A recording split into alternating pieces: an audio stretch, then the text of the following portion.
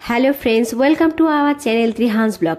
আজকে নতুন ভিডিওতে আপনাদের সকলকে স্বাগত জানাই আর সকলকে জানাই স্বাধীনতা দিবসের অনেক অনেক শুভেচ্ছা। আজকে আমি শেয়ার করব বাচ্চাদের জন্য হেলদি ও টেস্টি স্যুপ রেসিপি। বাচ্চাদের সর্দি জ্বর হওয়ার পর কিন্তু মুখে রুচি থাকে না আর কিছুই খেতে চায় না, তখন কিন্তু এই স্যুপটা বানিয়ে খাওয়াতে পারেন, মুখে রুচি ফিরে আসবে আর পেটও ভরবে। শুধু তাই নয়, আপনারা কিন্তু সব বাচ্চাকেই এই স্যুপটা লাঞ্চ বা ব্রেকফাস্টে দিতে পারেন। আর ভিডিওটি পুরো দেখার অনুরোধ রইল।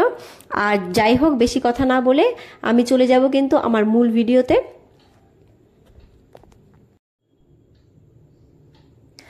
তো আজকে স্যুপের জন্য আমি নিয়ে নিয়েছি কিছু সবজি, আর এই সবজিগুলো কিন্তু আমি ভালো করে ধুয়ে কেটে নিয়েছি। তো প্রথমে নিয়ে নিয়েছি অল্প আলু, নিয়ে নিয়েছি গাজর, অল্প পেঁপে আর বিনস, আর নিয়ে নিয়েছি কিন্তু কলমি শাক। আর আপনারা কিন্তু কলমি শাকের বদলে লাল শাকও নিতে পারেন। আর এরকম ছোট ছোট করে কেটে নিয়েছি, তাহলে কিন্তু সেদ্ধ তাড়াতাড়ি হবে। তো এবার আমি চলে যাবো আমার মূল রেসিপিতে। প্রথমে একটা প্যান বসিয়ে নিলাম, তারপরে দিয়ে দিচ্ছি অল্প বাটার। আমি বাটারটাকে ভালো করে গলিয়ে নেব। আর বাটার গলে গেলে এখানে দিয়ে দেবো অল্প রসুন কুচি। তো আমি এখানে রসুন কুচিটা দিয়ে নিচ্ছি, দিয়ে আমি অল্প ভেজে নেব। রসুনে কিন্তু রয়েছে অ্যালাসিন নামক অ্যান্টিঅক্সিডেন্ট, যা কিন্তু শরীরের রোগ প্রতিরোধ ক্ষমতা বৃদ্ধি করে। এছাড়া রসুন কিন্তু রক্ত পরিশোধনেও সাহায্য করে। তো আমার রসুন ভাজা হয়ে গেছে। এইবারে কিন্তু আমার কেটে রাখা সবজিগুলো আমি এখানে অ্যাড করে দিচ্ছি। আমি সবজিগুলোকে অ্যাড করে ভালো করে একটু নেড়েচেড়ে ভেজে নেব। আর অল্প কিন্তু ভেজে না নিলে স্যুপটা একদমই টেস্ট হবে না। আর এখানে কিন্তু আমি অ্যাড করে দেব অল্প নুন। আর আমি কিন্তু আমাদের ডাক্তারের পরামর্শ অনুযায়ী আমার ছেলেকে 6 মাসের পর থেকেই নুন খাওয়াই। আর আপনাদের ডাক্তার যদি পরামর্শ দিয়ে থাকে নুন খাওয়ানো, তাহলে খাওয়াবেন, আর না হলে এখানে নুনটা স্কিপ করে যাবেন। তো নুন দিয়ে আমি ভালো করে মিশিয়ে নিয়েছি। আর বিভিন্ন কিন্তু সবজিতে রয়েছে বিভিন্ন পুষ্টিগুণ। এছাড়া কিন্তু কাঁচা পেঁপেতে রয়েছে vitamin A, vitamin C, vitamin E. পেঁপে সর্দি কাশি সংক্রমণের সঙ্গে লড়াই করে আর শরীরে কিন্তু ব্যাকটেরিয়া বৃদ্ধি বন্ধ করে।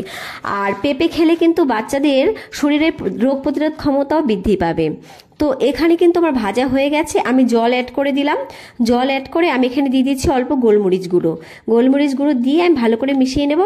নিয়ে আমি এখানে দিয়ে দেবো অল্প হলুদ গুঁড়ো। তো আমি এখানে হলুদ গুঁড়োটা দিয়ে নিচ্ছি, দিয়ে আমি ভালো করে মিশিয়ে নেব। মিশিয়ে এখানে আমি ঢাকনা দিয়ে ভালো করে সবজিগুলোকে সেদ্ধ করে নেব। আর এগুলো সেদ্ধ হয়ে যাওয়ার পরে কিন্তু আমি আরও দুটো উপকরণ এখানে অ্যাড করব। আর এখানে আমি কলমি শাক ব্যবহার করেছি। কলমি শাক কিন্তু বাচ্চাদের কোষ্ঠকাঠিন্য দূর করবে, অ্যানিমিয়া দূর করবে, আর রোগ প্রতিরোধ ক্ষমতাও গড়ে তুলবে।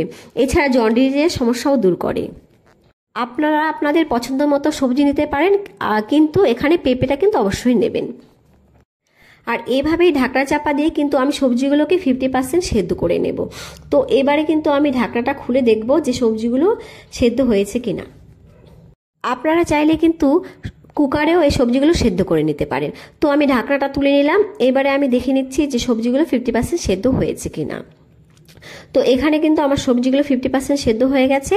এইবারে কিন্তু আমি এখানে অ্যাড করে নেব অল্প মুসুর ডাল পাউডার। মুসুর ডালের পাউডার আমি কিভাবে বানিয়েছি তার ভিডিও কিন্তু আমার চ্যানেলে আছে, আর আপনারা চাইলে কিন্তু দেখে আসতে পারেন।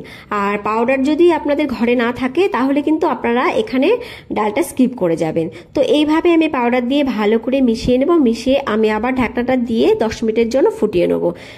ফুটিয়ে আমি ফিরে আসছি 10 মিনিট পর। তো ফিরে আসলাম 10 মিনিট পর। এবারে আমি ঢাকনাটা সরিয়ে দেখে নেব যে সবজিগুলো সেদ্ধ হয়েছে কিনা। আর ডাল পাউডার কিন্তু 10 মিনিটে সেদ্ধ হয়ে যায়। তো আমি এবার ঢাকনাটা সরিয়ে নিলাম। আর পেঁপে কিন্তু সেদ্ধ হতে একটু সময় বেশি লাগে, তো সেক্ষেত্রে আপনারা কিন্তু পেঁপেটা একটু ভালো করে চেক করে নেবেন। তো এখানে কিন্তু আমার গাজরটা সেদ্ধ হয়ে গেছে, আর পেঁপেও সেদ্ধ হয়ে গেছে। এবারে আমি এখানে অ্যাড করে নেব একটা ডিম। আমি কিন্তু একটা দেশি মুরগির ডিমকে আগে থেকে ভালো করে ফেটিয়ে নিয়েছি। এইবারে আমি ডিমটা এইভাবে ঘন ঘন নেড়ে নেড়ে মিশিয়ে নেব। এইভাবে না নাড়লে কিন্তু ডিমটা জমাট বেঁধে যাবে, আর বাচ্চাদের কিন্তু খেতেও অসুবিধা হবে। তো এখানে ডিমটা আমার মেশানো হয়ে গেছে। এইবারে কিন্তু আমি 5 মিনিটের মতো ডিমটা ফুটিয়ে নেব। আর বাচ্চার বয়স যদি 8 মাস হয়, আপনারা কিন্তু এখানে সাদা অংশের বদলে শুধুমাত্র ডিমের কুসুমটাই মিশিয়ে নেবেন, কারণ সাদা অংশ খেলে কিন্তু অ্যালার্জির সম্ভাবনা থাকে।